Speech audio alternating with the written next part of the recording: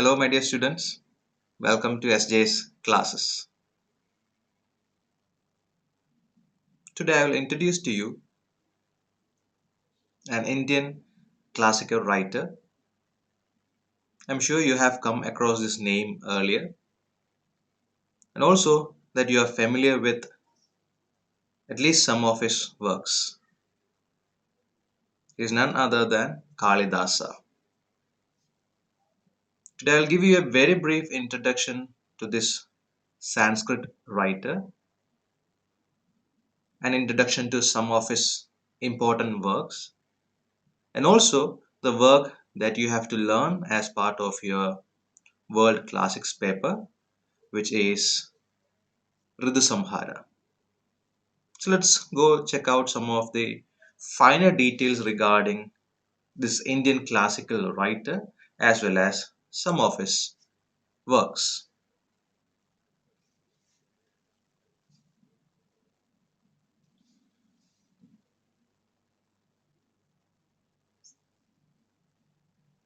Kalidasa is universally regarded not only as the greatest of the Sanskrit dramatists but also as the greatest among Sanskrit poets.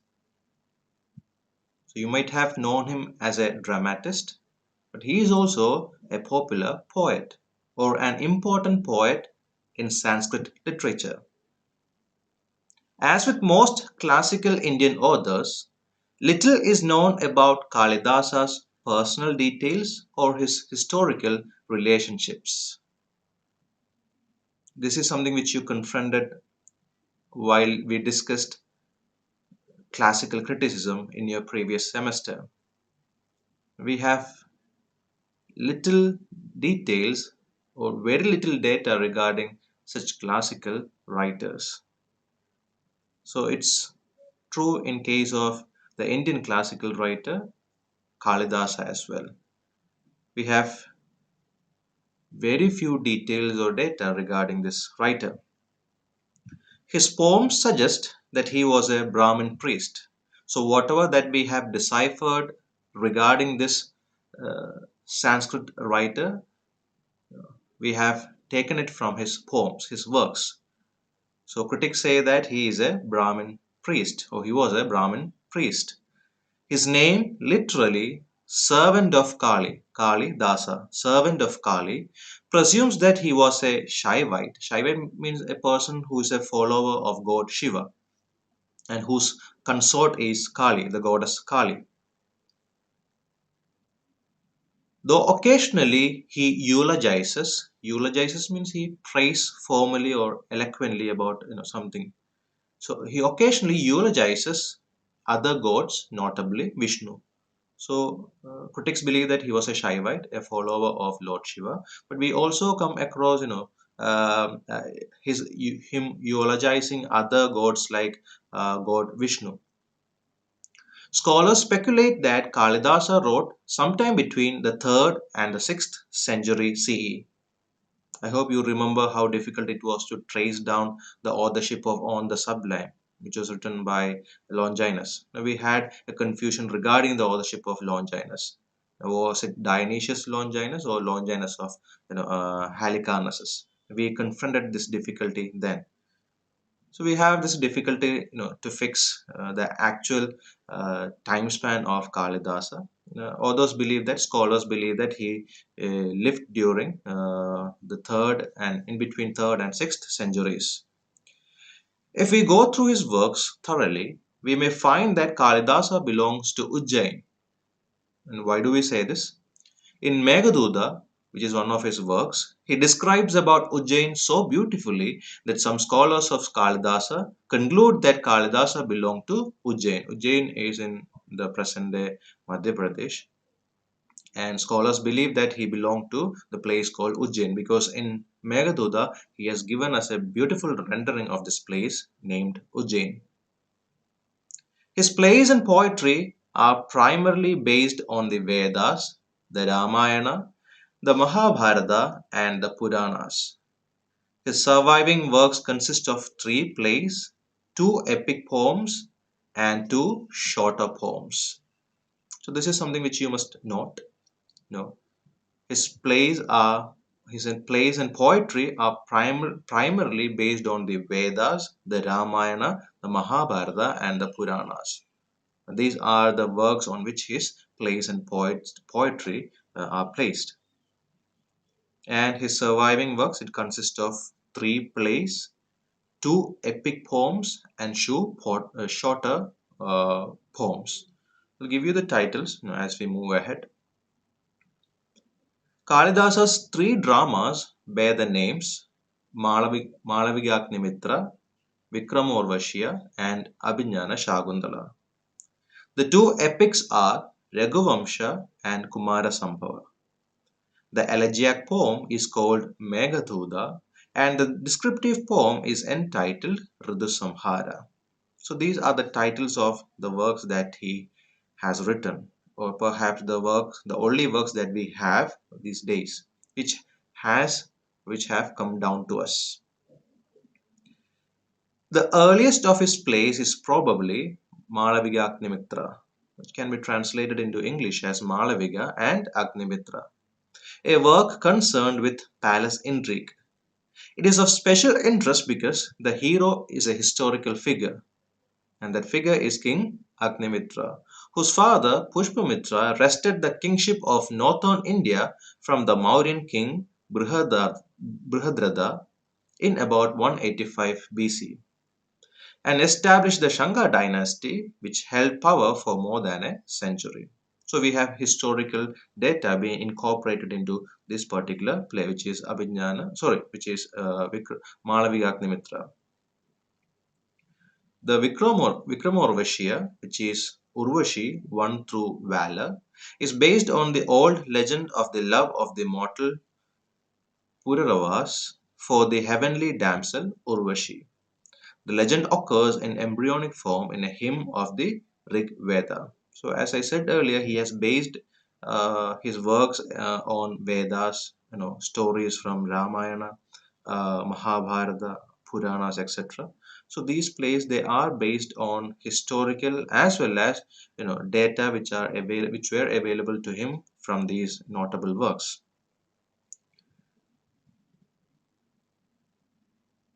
The third play, Abhignana Shakuntala, which can be translated as Shakuntala, recognized by the token ring, is the work by which Kalidasa is best known not only in India but throughout the world. I presume that this is the work that you are also familiar with, Abhignana Shakuntala, Kalidasa's Shakuntala. It was the first work of Kalidasa to be translated into English, from which was made a German translation in 1791 that evoked the often quoted admiration by Goethe. Goethe is a German writer. So this is how Kalidasa, started becoming popular internationally.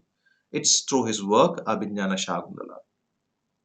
The raw materials for this play is contained in the Mahabharata and in similar form also in Padma Purana, which is one of the 18 major Puranas. So again, we get details regarding or facts related to the statement that I made earlier that he placed his works on Puranas, Vedas, Mahabharata, Ramayana, etc. So the raw material which was necessary to construct this play titled Abhignana Shakuntala, he took it from Mahabharata as well as Padma Purana, which is one of the 18 major Puranas. But these versions seem crude and primitive when compared with Kalidasa's polished and refined treatment of the story. In bare outline, the story of the play is as follows. King Dushyanta, while on a hunting expedition, meets the hermit girl Shakuntala. Hermit girl means a girl who lives in a hermit. Hermit is something like an ashrama. So King Dushyanta, he was out on a hunting expedition and he meets this hermit girl Shakuntala, whom he marries in the hermitage by a ceremony of mutual consent. Obliged by affairs of state to return to his palace, he gives Shakuntala his signet ring. Signet ring means a ring which has a seal in it, an official ring which can be identified. Obliged by affairs of state to return to his palace, he gives Shagundala his signet ring, promising to send for her later. But when Shagundala comes to the court for their reunion, pregnant with his child, Dushyanta fails to acknowledge her as his wife because of a curse. The spell is subsequently broken by the discovery of the ring which Shagundala had lost on her way to the court. The couple are later reunited and everything ends happily. So, this is the plot or the storyline of Abhignana Shagundala. In addition to these three plays, Kalidasa wrote two long epic poems, which are the Kumara Sambhava and the Raghuvamsha. The former, which is Kumara Sambhava, is concerned with the events that led to the marriage of the god Shiva and Parvati, daughter of the Himalayas. This union was desired by the gods for the creation of a son, Kumara, who was god of war, who would help them defeat the demon Taraga, Taragasura, a powerful Asura in Hindu mythology. So what I'm pointing out is the plot behind all these works. Now these are the only available works as far as this classical writer is concerned, this Indian classical Sanskrit writer is concerned. It's important that we have an idea regarding all these works. Let it be the plays that he wrote, or let it be the epic poems or the descriptive poems that he has written. The Raghuvamsha, which can be translated as dynasty of Raghu, treats of the family or tells us of the family to which the great hero Rama belonged, commencing with its earliest antecedents and encapsulating the principal events told in the Ramayana of Valmiki.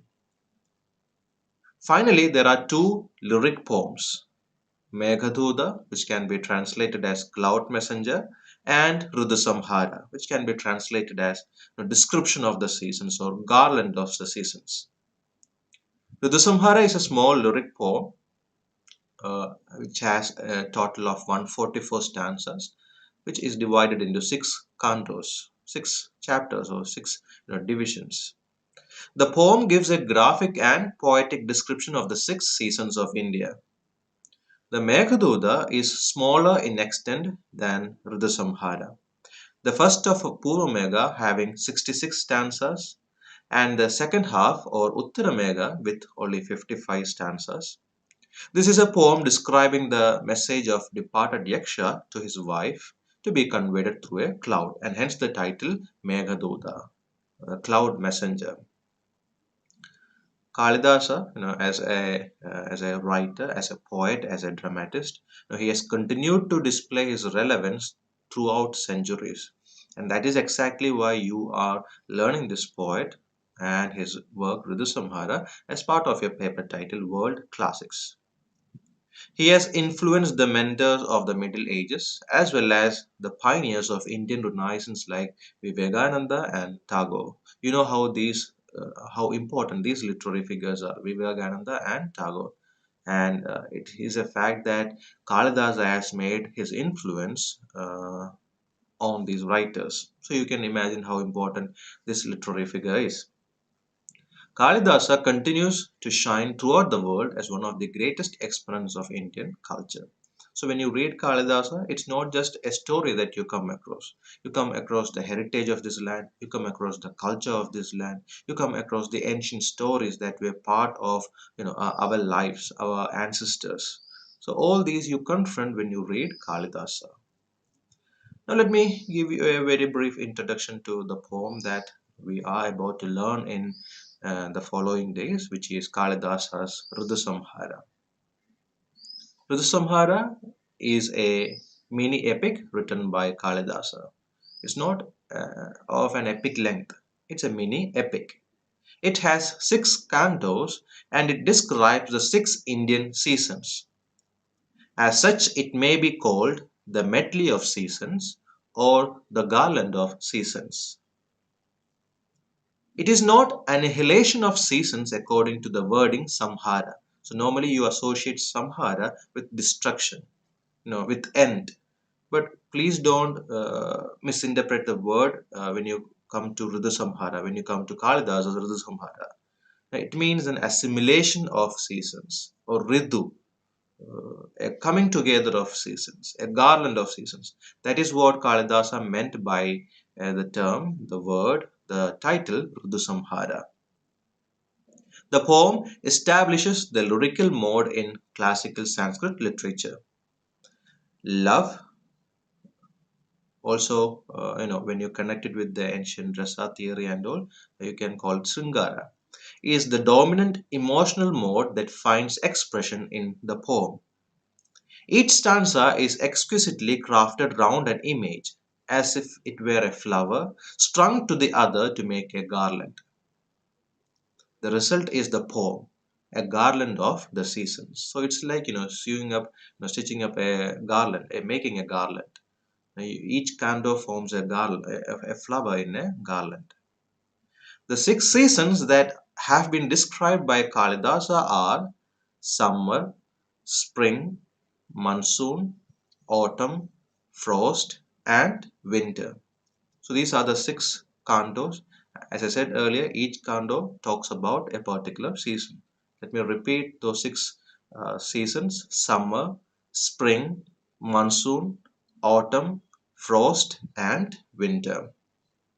Each of these seasons is described as a pair of lovers who experience changes in their relation, like the changing seasons of India. So this is the highlight of the poem. All the seasons are described, in connection with lovers. Now, how do they, how does change, how does a particular season influence their relationship? How do lovers, react, live, overcome a particular season? So this is how he has narrated the six seasons of India through the imagery of two lovers, or generally lovers. The poem starts with the description of summer, and that is the canto that you have to learn, or I will be elaborating in the days to come. The first canto, which talks about summer season.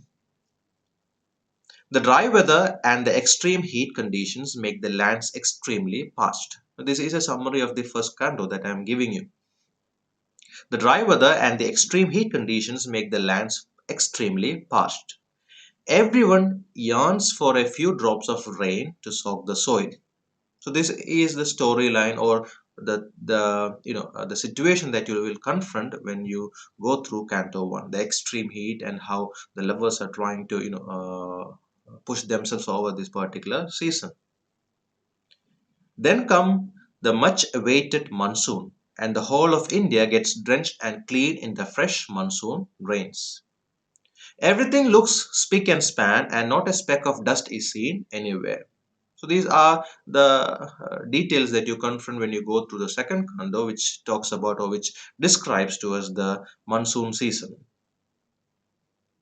Then comes the season of autumn, where people look forward to celebrating festivals and spread cheer and joy. Then comes the more severe form of frost in the form of winter season. So you have summer, spring, monsoon, autumn, frost, and winter, the six seasons. The temperatures drop really low, and people are seen wearing layers of clothes. After winter, the weather starts to warm a bit, and then comes spring season. This season is popular for the harvest of festivals that take place, and one can see blooming flowers all around. So you have six seasons being described by Kalidasa in this particular work, and that is precisely why this work is called Ritusamhara, a garland of seasons, coming together of seasons, a medley of seasons. So I believe that is enough. That is an introduction that is, would give you an idea about who this writer is and what is actually the work that you have to learn. So that is all for today. Thank you so much for joining me. Have a good day.